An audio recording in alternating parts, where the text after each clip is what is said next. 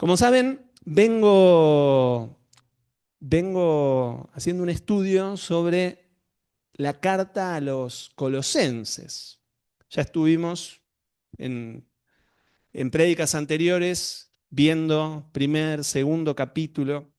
En el último vimos Colosenses 2, versículos 16 y 17, y lo que hicimos fue profundizar en el estudio de por qué Pablo decía que las fiestas judías en realidad no se tenían que celebrar ya como las celebraban según la ley de Moisés, sino que eran solamente una sombra de lo que iba a venir y que todo apuntaba, decíamos, a Cristo.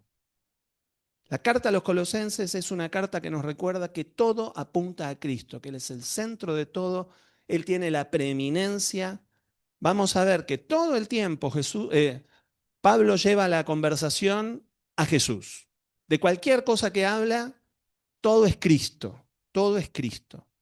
Y vimos de qué manera cada una de las fiestas judías apuntan a Cristo y a la obra redentora de Cristo en nosotros.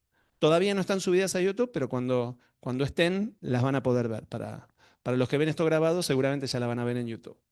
Pero hoy quiero que continuemos con el capítulo 2 a partir del versículo 18.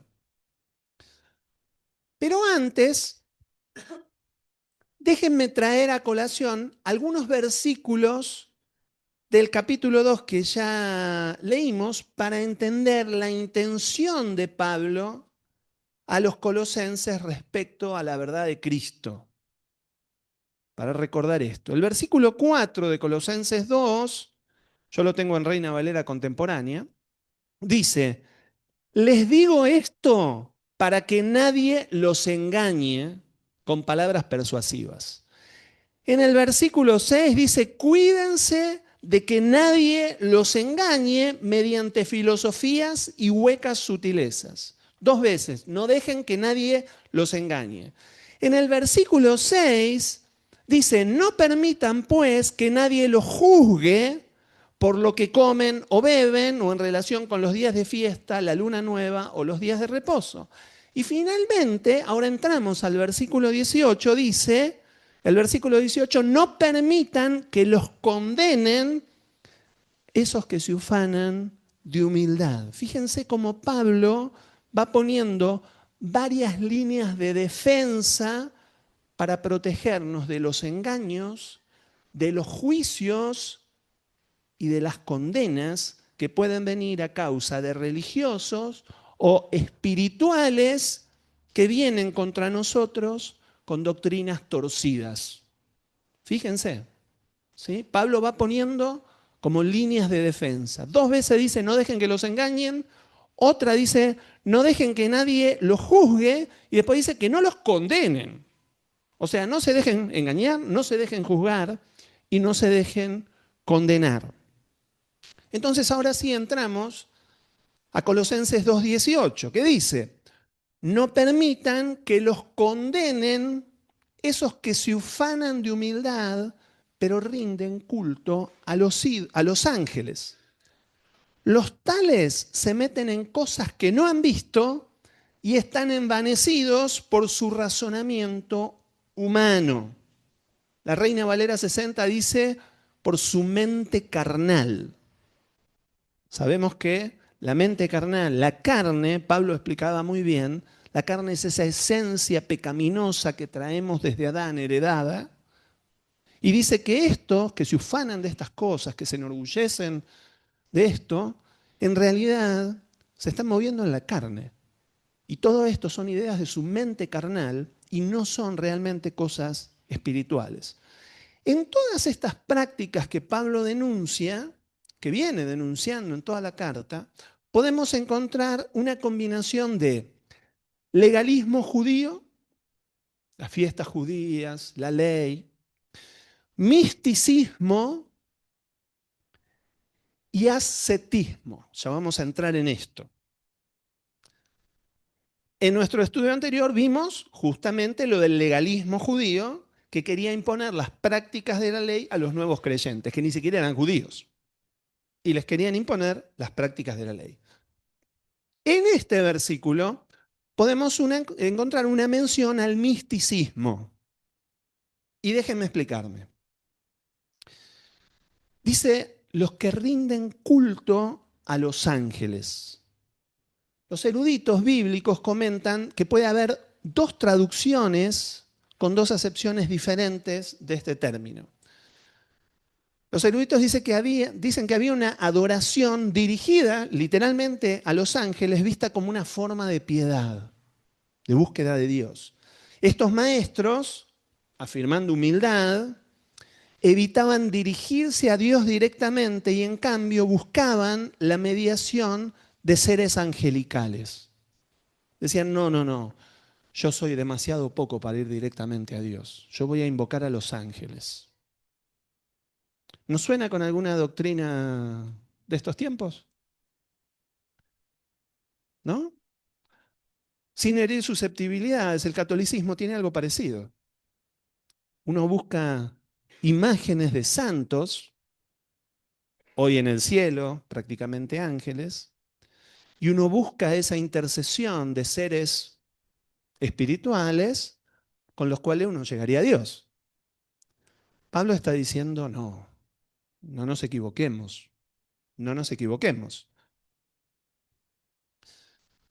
El judaísmo apocalíptico o místico tenía ángeles con roles destacados.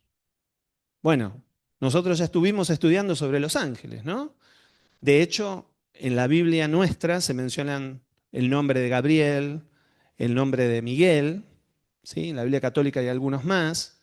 Y el judaísmo apocalíptico tenía otros más, ¿sí?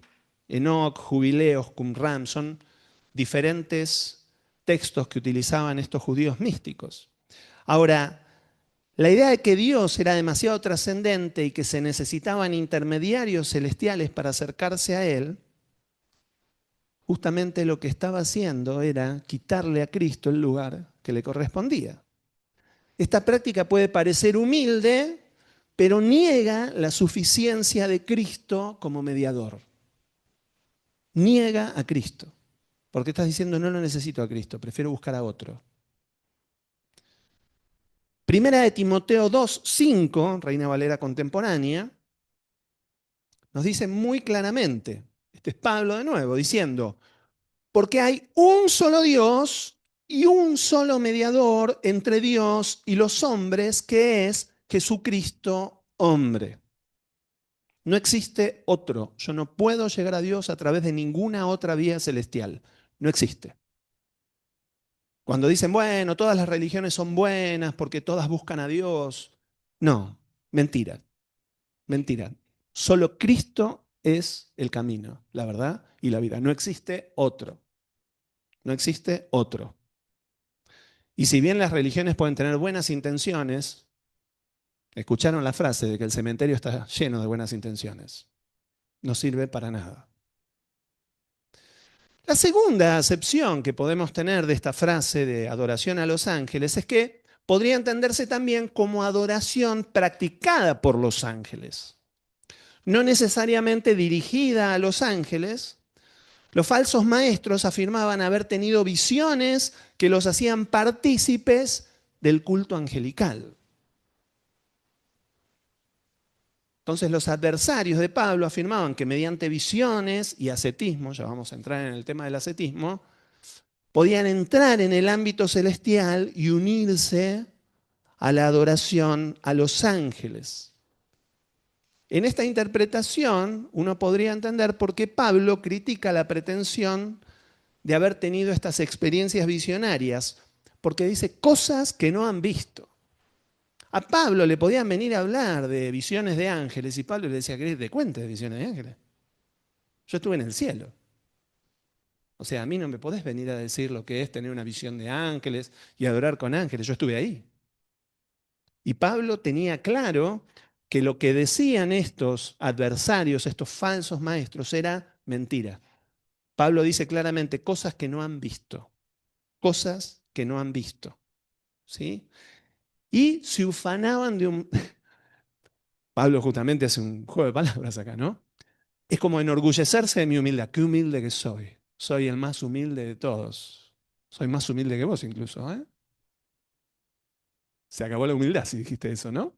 Por lo visto esta gente se la daba de humilde, pero finalmente estas cosas hacían que su orgullo crezca, ¿sí? Y lejos de ser humildes, lo llevaba al orgullo y a perder la conexión con la cabeza que es Cristo, como menciona el próximo versículo, Colosenses 2:19.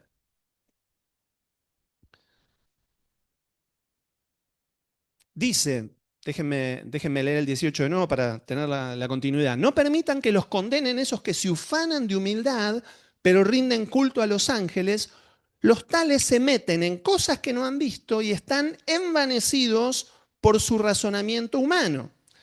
Y en el 19 dice, no están unidos a la cabeza, acá la cabeza con mayúsculas, Cristo, que es quien nutre y une todo el cuerpo mediante las coyunturas y ligamentos y lo hace crecer con el crecimiento que da Dios.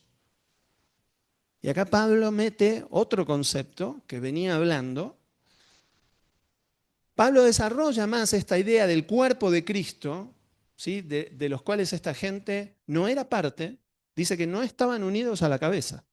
Todas estas ideas místicas, supuestas visiones, adoración a los ángeles, todo esto no tiene que ver con Cristo y el que lo hace no está unido a Cristo. Y Pablo, les decía, desarrolla esta idea del cuerpo de Cristo en 1 Corintios 12, a partir del versículo 12. 1 Corintios 12, 12. Seguimos en Reina Valera contemporánea. Pablo dice así, porque así como el cuerpo es uno solo y tiene muchos miembros, pero todos ellos, siendo muchos, conforman un solo cuerpo, así también Cristo es uno solo. Pablo todo el tiempo remarca esto, no existen dos cuerpos de Cristo, no existen dos iglesias, no existen dos maneras de buscar a Dios. ¿Vieron cuando dicen, bueno, los que buscan a Alá, en realidad Alá es Dios? No. Si fuera Dios, reconocerían que Jesús es el Señor y que a través de Él se llega a Él. Entonces, para los que buscan a Alá, creen que es Dios, pero no es Dios. O es un Dios con minúscula, como tienen tantas religiones. Y la Biblia habla de los dioses con minúscula que no son dioses, son espíritus. Debajo de la autoridad del Señor y debajo de la autoridad de Satanás. Todo el que se quiere hacer pasar por Dios sin serlo, indefectiblemente cae de la gracia de Dios y queda debajo de la de Satanás. Entonces, dice, Cristo es uno solo. Versículo 13, por un solo espíritu todos fuimos bautizados en un solo cuerpo. Volvemos al tema del bautismo. El que se bautiza para morir, nacer de nuevo y formar parte del único cuerpo de Cristo. El bautismo, entre todos los propósitos que tiene el propósito de que uno muera y nazca como hijo de Dios, como parte del cuerpo de Cristo. Dice, tanto los judíos como los no judíos, lo mismo los esclavos que los libres. Y a todos se nos dio a beber de un mismo espíritu. De nuevo, no hay un espíritu para los judíos, otro espíritu para los no judíos. Dios es uno solo, Cristo es uno solo, el Espíritu Santo es uno solo. Punto.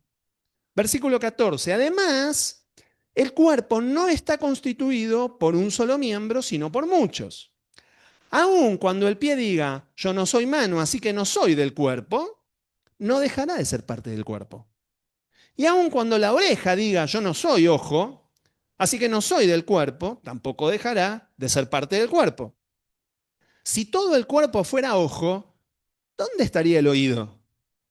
Y si todo fuera oído, ¿dónde estaría el olfato? Pero Dios ha colocado a cada miembro del cuerpo donde mejor le pareció. Acá Pablo estaba hablando de los dones espirituales y de la función que tiene cada uno en ese cuerpo que hoy somos, el cuerpo de Cristo. Cristo se fue de esta tierra y hoy es la cabeza del cuerpo que somos nosotros. Dice, pero Dios ha colocado a cada miembro del cuerpo donde mejor le pareció.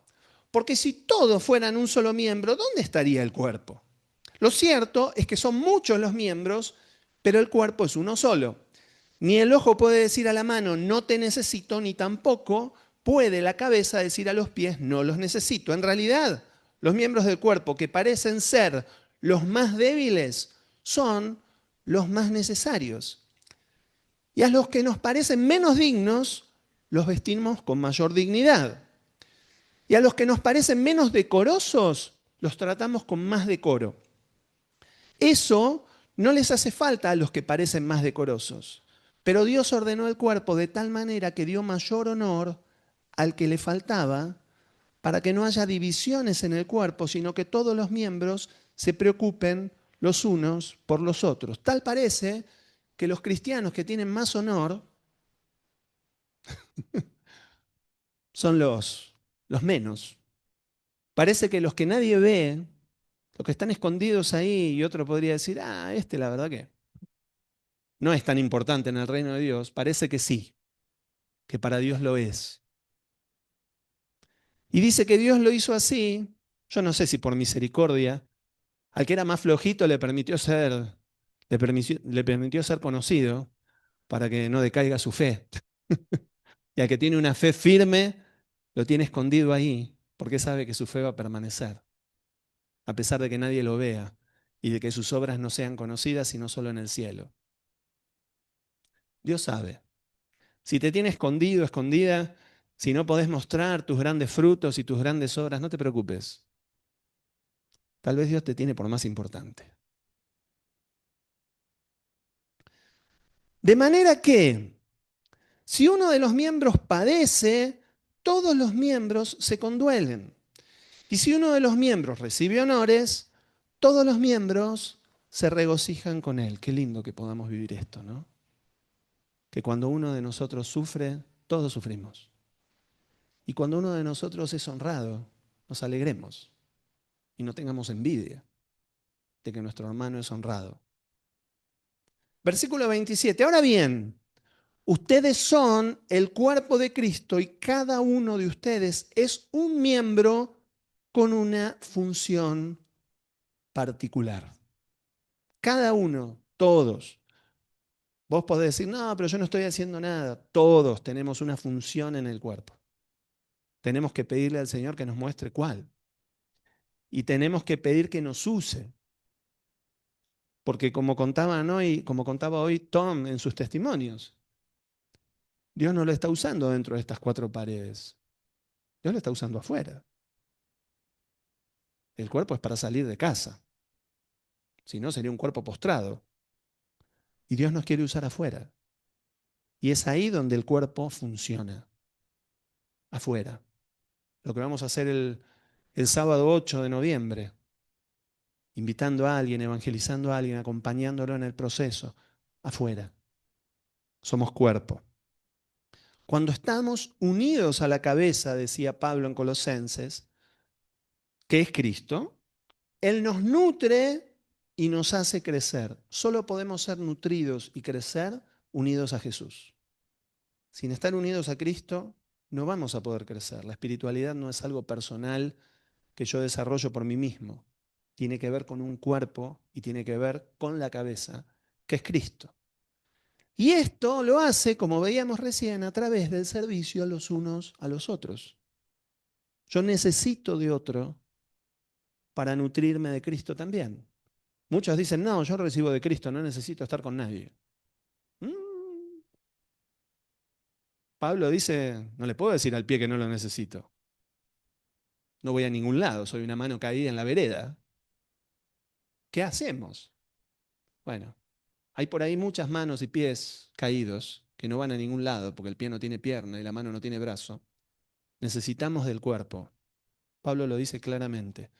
Sin estar unidos al cuerpo, sin estar unidos a la cabeza, morimos. Morimos. Aunque hagamos todos nuestros esfuerzos, como querían hacer estos falsos maestros, todos nuestros esfuerzos espirituales por nutrirnos de una espiritualidad que no nos va a dar de comer.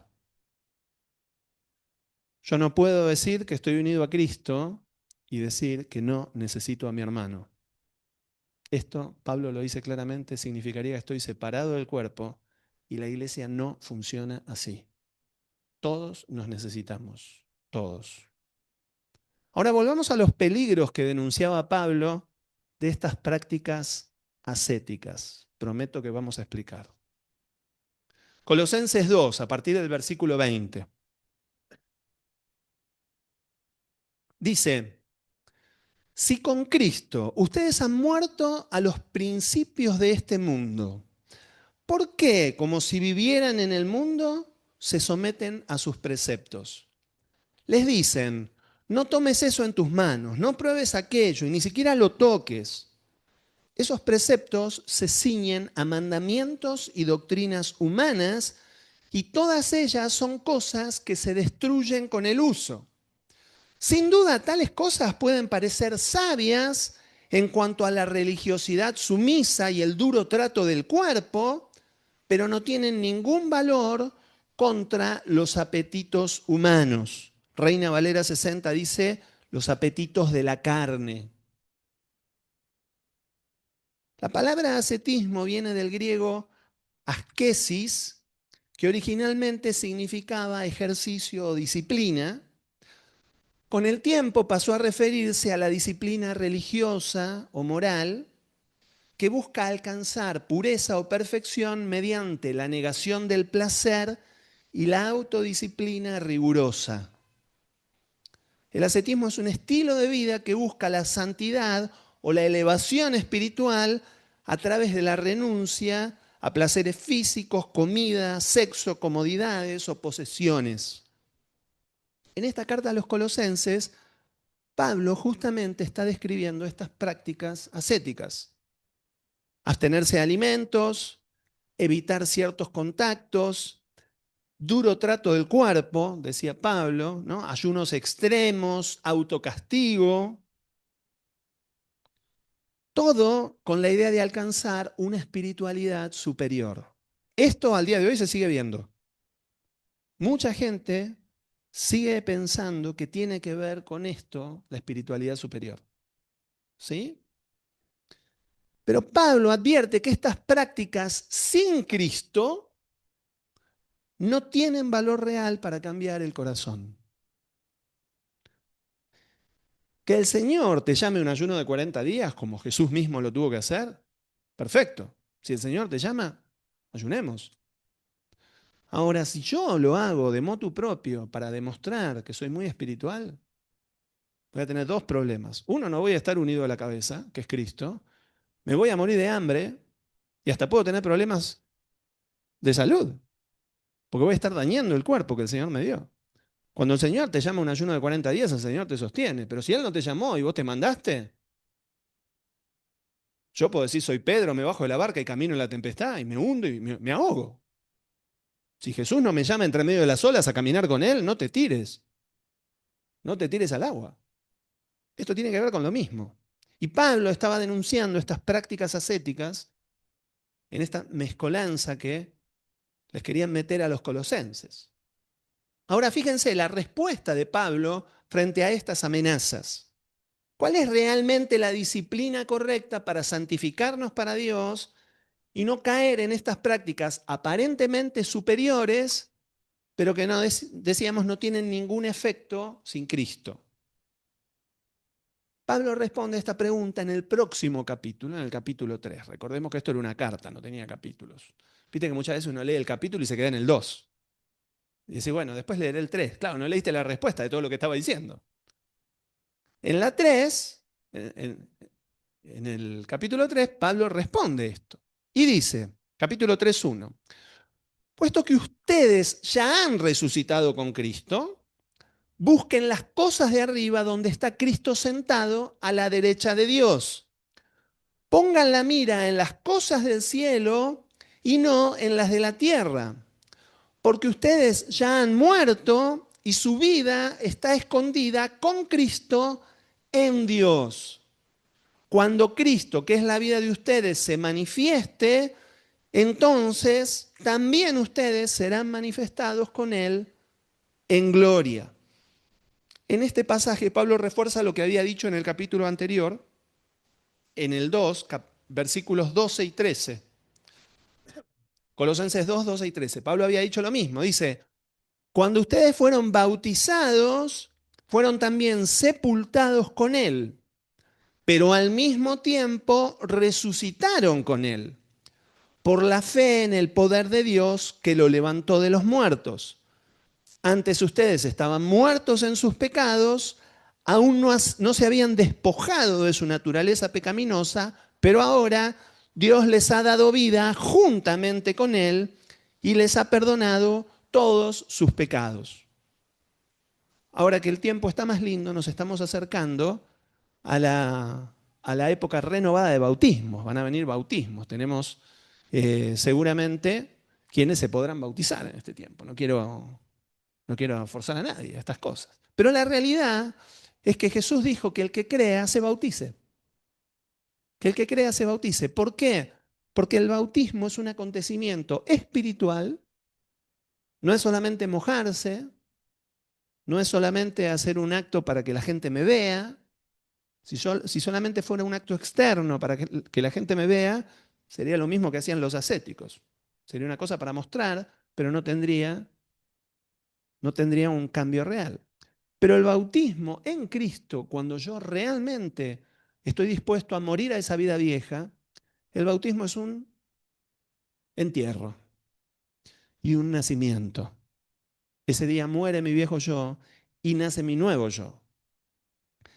Y mi nuevo yo, en Cristo, unido a la cabeza, tendrá desarrollo, crecerá para convertirse en un hijo maduro de Dios, que no sale del agua maduro, como todo nacimiento nace pequeño, recién nacido. Y en ese proceso, en el bautismo, dice Pablo que las dos cosas suceden al mismo tiempo. Somos sepultados y resucitados juntamente con Cristo. Todo aquel que no se haya bautizado de adulto, un niño, no pasa esto. Cuando se bautiza un bebé, el bebé todavía no pecó, con lo cual no tiene que morir a una vida de pecado. Un bautismo de niño es solamente una señal que los padres dan y dicen, yo quiero que mi hijo sea cristiano el día de mañana, pero después el hijo puede hacer lo que quiera y puede no ser nunca cristiano. Los bautismos, conforme a la Biblia, conforme a lo que Jesús hizo, él dijo, sean imitadores de mí, Pablo dijo lo mismo, los bautismos eran de adulto. Jesús se bautizó a los 30 para darnos un ejemplo. Él no se tenía que arrepentir de ningún pecado, pero él dijo, vamos a hacer lo que tenemos que hacer en Dios, para que los demás vean y crean. Entonces, cuando yo me bautizo, me identifico con Cristo, muero con Él y resucito con Él. Lo primero que hace Pablo es decir que el verdadero antídoto contra los apetitos de la carne no es el esfuerzo de la carne. Si yo voy a hacer esfuerzos humanos para vencer al humano que hay en mí, al pecador que hay en mí, no sirve para nada. Por eso dice que nosotros no resucitamos con Cristo a una vida carnal, sino a una vida espiritual. El secreto no está en nuestra gran disciplina, sino en entender y vivir nuestra nueva naturaleza. Yo tengo que entender que cuando vine a Cristo, lo recibí, morí a la vida vieja, yo soy una nueva naturaleza. Por eso Pablo dice que es por fe. Yo tengo que creer en la obra del Señor para poder vivirla. Y no tiene que ver con mi gran esfuerzo, porque yo puedo hacer todos los esfuerzos del mundo y el pecado me va a ganar por goleada. Porque la carne no puede vencer a la carne. Sería una contradicción. Entonces, como hijos de Dios, como nuevas criaturas espirituales, ahora Pablo dice, vivimos escondidos con Cristo en Dios. Las cosas viejas pasaron. Ahora adoramos a Dios en espíritu y en verdad. Buscamos las cosas del cielo, donde está Cristo sentado a la diestra de Dios. Ahora tenemos comunión con Dios cuando oramos, porque oramos y podemos orar guiados por el Espíritu Santo. Dice que no sabemos cómo orar. La Biblia, Pablo dice, no sabemos cómo orar. Pero el Espíritu, si lo recibimos al Señor, el Espíritu que está en nosotros intercede por nosotros con gemidos indecibles para que podamos orar conforme a la voluntad de Dios. Buscamos en oración, eso es buscar las cosas del cielo. Leemos su palabra y ahora podemos tener revelación de su significado. Porque dice que antes leíamos la palabra como la leen los judíos que todavía no se transformaron y tenemos un velo que nos impide entender. Parece obvio cuando uno ya tuvo la revelación, pero antes de tener la revelación no entendemos nada. Pero cuando Cristo está en nosotros, porque estamos en Cristo y el Espíritu vive en nosotros, empezamos a tener revelación de la palabra. Y si no la tenemos, podemos orar a Dios y decirle, Señor, revelame tu palabra. Que tu palabra me hable, porque dice que la palabra es como espada de dos filos que separa el alma del espíritu, que discierne las intenciones del corazón. Solo cuando estamos en Cristo, cuando el Espíritu Santo está en nosotros.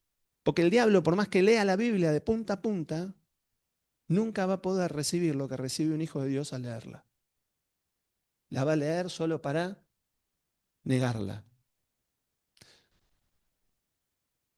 Y además, el Espíritu que está en nosotros nos permite amar a Dios y amar a nuestro prójimo, porque dice que por el Espíritu que recibimos, el amor de Dios fue derramado en nuestro corazón.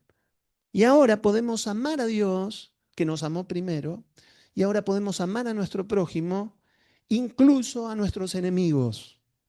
Sin Dios, en la carne, esto es imposible. Y el que te diga que ama a sus enemigos, te miente. Y a lo sumo podrá amarlos con el amor humano, pero nunca con el amor de Dios, que es el que transforma. Entonces, así es como buscamos las cosas de arriba donde está Cristo sentado a la diestra de Dios. Teniendo en cuenta que morimos a la vida vieja y resucitamos a esta vida nueva, ahora Pablo sigue con sus consejos. Colosenses 3, a partir del versículo 5, y dice, el título ahí en la Reina Valera dice, la vida antigua y la nueva. Pablo dice, por lo tanto, hagan morir en ustedes todo lo que sea terrenal, inmoralidad sexual, impureza, pasiones desordenadas, malos deseos y avaricia, eso es idolatría. Por cosas como estas les sobreviene la ira de Dios a los desobedientes. También ustedes practicaron estas cosas en otro tiempo cuando vivían en ellas. Fíjense, dice, antes nosotros vivíamos en estas cosas. Ahora vivimos en Cristo. Yo ya no vivo en estas cosas. Ahora vivo en Cristo. Ahora quiero que veamos cómo traduce la Nueva Biblia de las Américas el versículo 5, que decía, hagan morir en ustedes todo lo terrenal. Dice, por tanto, te va a costar buscar la Nueva Biblia de las Américas, pero yo la voy a leer. Por tanto, consideren los miembros de su cuerpo terrenal como muertos a la fornicación, la impureza, las pasiones, los malos deseos y la avaricia, que es idolatría. La traducción literal, cuando uno busca esta Biblia en New Version, la traducción literal dice, den muerte a los miembros que están sobre la tierra. Fíjense esto. Pablo sigue haciendo este juego del cuerpo, el cuerpo de Cristo, nuestro cuerpo, nuestros miembros, y ahora dice que los miembros del cuerpo de la carne, como nuestro yo viejo de pecado, los miembros de nuestro cuerpo son estas cosas. Son fornicación, impureza, pasiones, malos deseos, avaricia. Es como si esos fueran los miembros de este cuerpo oscuro que quiere volver a ver si vuelve a reinar en mi vida. Pero yo ya soy una nueva criatura y ahora yo tengo que hacer morir a ese cuerpo. Y esto es una lucha literalmente cuerpo a cuerpo, porque lo tenemos encima. Llevamos al muerto puesto. Eso es la carne. La carne es llevar un muerto a todos lados y lo tengo que dejar muerto porque es el regreso de los muertos vivos, que quiere levantarse y gobernar de vuelta. Y no es una película de zombies. ¿Sí? La traducción de hacer morir o dar muerte, ahí el griego es necrosate. Pablo usa un imperativo que indica una acción decisiva y total. No un proceso gradual, sino un acto determinado de rechazo al pecado. La idea no es suavizar o dominar, bueno, lo mantengo ahí, ¿no? Sino matar completamente lo terrenal. Si resucitamos con Cristo. De nuevo, si no resucitaste con Cristo, primero necesitas resucitar con Cristo, vivir en Cristo y vas a tener el poder espiritual para matar a este hombre de maldad que está dentro tuyo. Pablo decía, miserable de mí, ¿qué voy a hacer con este hombre? ¿No? Pero Pablo dice, por tanto, que quiere decir, pues, entonces, conecta con lo anterior, ya que habéis resucitado con Cristo, haced morir lo terrenal. Es decir, si resucitaste, hace morir lo terrenal. Es una conclusión lógica que la nueva identidad en Cristo exige eliminar lo viejo. Yo no puedo tener mi nueva identidad en Cristo y seguir con el muerto más vivo que antes. Hay que matarlo. ¿Sí? Ahí cuando dice los miembros, las partes del cuerpo, puede referirse literalmente al cuerpo físico, si uno lo tradujera, ¿sí? O metafóricamente a estas partes de la naturaleza terrenal que aún obran en nosotros los creyentes. Aquí Pablo lo usa metafóricamente, obviamente, y es como si los miembros de ese cuerpo quisieran moverse por sí mismos. Y hay que matar al muerto, ¿sí? Matar la carne, ¿sí? Y dice que están sobre la tierra, los miembros que están sobre la tierra, contrasta, fíjense, con las cosas de arriba. Él dice, maten lo que está abajo, busquen lo que está arriba, ¿sí? Se refiere a estas tendencias terrenales, carnales, a las pasiones, los propios pecados de la naturaleza antigua. ¿Y qué miembros, qué pecados, qué cosas tenemos que matar? Bueno, Pablo menciona varias. La primera, fornicación o inmoralidad sexual. La palabra ahí es porneian, en griego, que viene de porné, que es prostituta. De ahí viene la palabra también pornografía. La pornografía tiene literalmente que ver con todo este pecado, ¿no? Y engloba toda forma de conducta sexual fuera del diseño de Dios. Es decir, adulterio, promiscuidad sexual, impureza sexual, todo lo que no tenga que ver con el sexo en el matrimonio está dentro de este pecado. La segunda dice acartasián, que es impureza o inmundicia moral. Literalmente es falta de pureza y se refiere a una contaminación interior del corazón y la mente, incluso si no hay actos externos.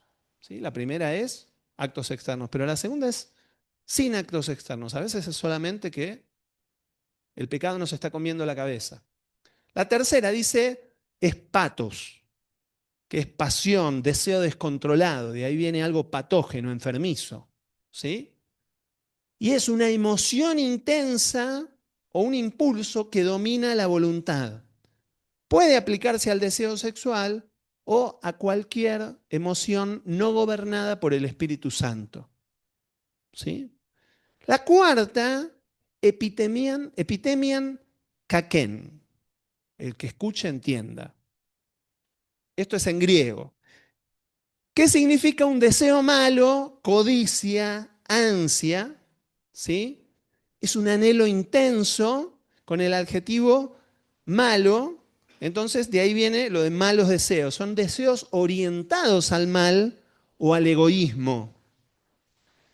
Y quinto dice, pleonexian, que no es un remedio, pleonexian, que es avaricia, codicia, afán de tener más. Este es el último de los que menciona en esta lista. Literalmente es querer más. Vos mencionabas esto de Rockefeller cuando decía, ¿cuánto es suficiente? Y decía siempre un poco más. Eso es la esencia de la codicia y de la avaricia, ¿sí? Y es una insaciable búsqueda de posesiones, de placer o de poder. Hay gente que nunca está saciada, siempre quiere más. Y Pablo equipara esto a la idolatría, ¿sí? Fíjense, Pablo hace una escalera descendente. Empieza por el acto externo, por el pecado sexual externo, por la impureza interna del pensamiento, del deseo, después la pasión desordenada que nos impulsa a actuar, después el deseo egoísta que alimenta esa pasión y finalmente la codicia, que es la raíz de todos los anteriores y que nos hace querer poseer hasta lo que no nos corresponde. ¿Sí? Bueno, Pablo dice que esto es idolatría porque coloca el deseo en el lugar de Dios. Para mucha gente, la codicia es un Dios. El Dios del dinero, al que Jesús hacía mención cuando dice que es raíz de todos los males, es esto. Mamón es un espíritu inmundo que se conecta con nuestra codicia. Y cuando se conecta con nuestra codicia, nos convierte en idólatras y somos servidores de un ídolo, de un Dios falso. Versículo 8. Ahí está, ahí viene la especialista en proyección. El versículo 8 dice, pero ahora deben abandonar también la ira, el enojo, la malicia, la blasfemia y las conversaciones obscenas. La ira literalmente significa enojo, ira. Orgen es la palabra en griego. Y es una ira interna contenida. Es un estado interno y prolongado de resentimiento o de indignación. No necesariamente explosivo, sino una hostilidad contenida. Contrasta con la paciencia de la que la Biblia nos habla que tenemos que tener. Es lo opuesto a la paciencia. Pero ¿cuánta gente hay con esta ira interna, con este resentimiento, una indignación? Una indignación. ¿Por lo que le pasó o por lo que le pasó a uno o por lo que le pasó a otro? Hay gente que está indignada por lo que alguien hace con otro, ¿sí? Pero tiene ese resentimiento, esa ira contenida. La segunda, que se traduce como enojo, en realidad la palabra es timón y significa furor, arrebato de ira. Ahí ya no es una ira contenida, ahí ya es la ira que estalla, ¿sí? Es un impulso emocional violento, es la explosión de esta ira contenida y describe un estallido pasional que pierde el control. ¿Cuánta gente hay que dice, se me puso la vista en rojo, no vi más nada y termina matando a alguien? Se le soltó la cadena también, dirían, ¿no? Bueno, pero esto contenido por mucho tiempo puede dar lugar a que estallen. Finalmente el 3 dice, finalmente no, pero dice malicia. La palabra ahí es kakian en griego y es malicia, perversidad, maldad moral. Es una intención dañina que resulta de la ira. Yo tengo ira y ahora empiezo a tener intenciones dañinas. No solamente tengo deseos, tengo enojo, ahora empiezo a tener deseos de venganza, ¿sí? Y es una disposición interior a dañar, una actitud de hostilidad o malevolencia, incluye rencor, deseos de venganza o intenciones dañinas, como decíamos. Y sigue Pablo y dice, blasfemia, la palabra ahí en griego es blasfemian, y es calumnia, injuria o blasfemia. Son palabras que hieren o desacreditan, literalmente palabra dañina, que puede ser dirigida a Dios. Habrán escuchado muchas veces una blasfemia contra Dios, ¿sí? O a personas también. Uno las piensa solo a Dios, pero no. Uno también puede difamar o insultar personas. En este contexto interpersonal del que está hablando Pablo, sería hablar mal de alguien, murmurar, andar hablando de otros. Pablo dice que nos despojemos de estas cosas. Y finalmente cierra con conversaciones obscenas. La palabra ahí es aiskrologian y tiene que ver con un lenguaje obsceno o palabras vergonzosas, lenguaje vulgar o degradante. Viene de aiskros, que es vergonzoso, más logia, que es palabra, y se refiere simplemente a un lenguaje vulgar, grosero, degradante, conversaciones inmorales, insultantes. La realidad es que, y uno lo ve mucho, uno como hijo de Dios debería tener otro lenguaje. De nuestra boca, dice la palabra, no deberían salir malas palabras, como le decimos acá. Nosotros no deberíamos decir malas palabras. Acá Tom decía, ¿qué pasa cuando te pegas el meñique ¿no? Contra la pata de la cama? Eh, Deberíamos decir gloria a Dios. Y si te cuesta, aprendí a hablar en lenguas, pero no deberían salir de nuestra boca otra cosa. Y deberíamos adiestrar nuestra boca. La palabra dice que nuestra lengua es como un fuego que puede incendiar un bosque entero. Y deberíamos cuidar nuestra lengua. Al principio no nos va a salir naturalmente. Vamos a tener que matar al hombre viejo. Pero tenemos que matarlo. No podemos ser negligentes en esto. Porque una pequeña palabra acá, una pequeña palabra allá, nos puede comer la cabeza. Porque dice que lo que contamina al hombre no es lo que entra por la boca, decía Jesús, es lo que sale de la boca. Y cuando nosotros hablamos lo que no tenemos que hablar, nos contaminamos. Y un día, sin darnos cuenta, estamos intoxicados. Entonces, cuidado. Y Pablo también hace una progresión lógica en esto, porque empieza con esta ira interna contenida, sigue con la ira que estalla, esta intención dañina que resulta de esta ira, palabras que hieren, que desacreditan y finalmente un lenguaje vulgar, una boca podrida. Acá cuenta Emilio que en Venezuela es muy usado un término que cuando alguien hace algo malo o dice algo malo, el otro le dice te falta malicia, como que todavía te falta mucho para ser realmente malo, en vez de decir te falta bondad, ¿no? Lo alientan a ser más malo en vez de corregirse, ¿no? Acá, gracias a Dios, en Argentina no lo adoptamos. Te pido por favor que no lo traigas mucho, no, porque no sea cosa de andar estrenando pecados de otros. Ok, ok, no. Pero la viveza criolla en Argentina sí se usa, lamentable, pero se usa. Pero volviendo, ¿no? Pablo, acá tenés que ser más pícaro, decimos acá, ¿no? Bueno, Pablo acaba de lo interno, de lo emocional, a lo externo, a lo verbal, y muestra cómo la ira no tratada termina contaminando la lengua y las relaciones. Jesús decía que de la abundancia del corazón habla la boca. Cuidado con lo que abunda en nuestro corazón.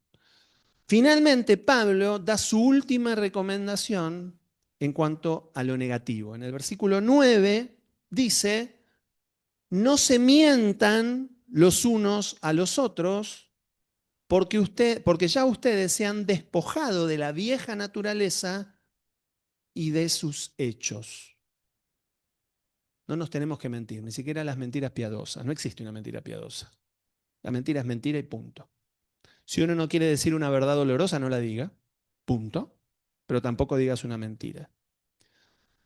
Y Pablo nos alienta a las cosas que sí debemos hacer en nuestra nueva naturaleza. A partir del versículo 10, Pablo dice,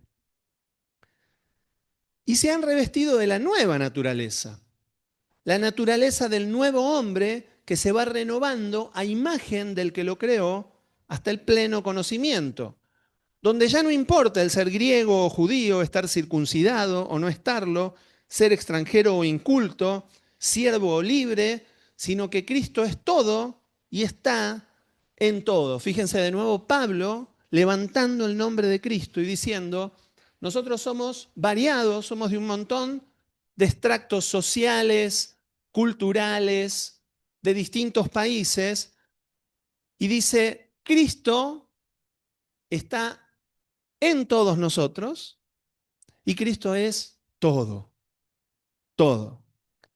Y dice, por lo tanto, como escogidos de Dios, santos y amados, revístanse de entrañable misericordia, de benignidad, de humildad, de mansedumbre y de paciencia.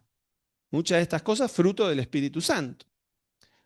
Sean mutuamente tolerantes. Si alguno tiene una queja contra otro, perdónense de la misma manera que Cristo los perdonó. ¿Tenés una queja contra alguien? Perdonalo. No dice que te pelees, dice que perdones. ¿Sí? Y sobre todo, revístanse de amor, que es el vínculo perfecto. No hay otro mejor vínculo que el amor y el amor de Dios. Dice en el 15, que en el corazón de ustedes gobierne la paz de Cristo, a la cual fueron llamados en un solo cuerpo, y sean agradecidos. La palabra de Cristo habite ricamente en ustedes, instrúyanse y exhórtense unos a otros con toda sabiduría, canten al Señor salmos, himnos y cánticos espirituales con gratitud de corazón, y todo lo que hagan, ya sea de palabra o de hecho, háganlo en el nombre del Señor Jesús, dando gracias a Dios el Padre por medio de Él. Hasta aquí hemos llegado en nuestro estudio de hoy. Todo lo que vas a hacer, hacelo en el nombre de Jesús. Si estás por hacer algo y decís esto, la verdad que en el nombre de Jesús no me da a hacerlo, no lo hagas. Mirá qué fácil. Es un buen filtro para saber lo que tenemos y lo que no tenemos que hacer. Amén. Bueno, el Señor nos guíe a matar a ese zombi que se quiere levantar de la muerte, al hombre viejo, a la naturaleza de pecado que ya murió con Cristo, y el Señor nos revista de amor, nos revista de misericordia, de todo el fruto de su Espíritu, y podamos amarnos unos a otros como Él nos amó. Ese es el sueño de nuestro Señor, que no es solamente un sueño, es un propósito que Él va a cumplir. Amén. Gloria a Dios.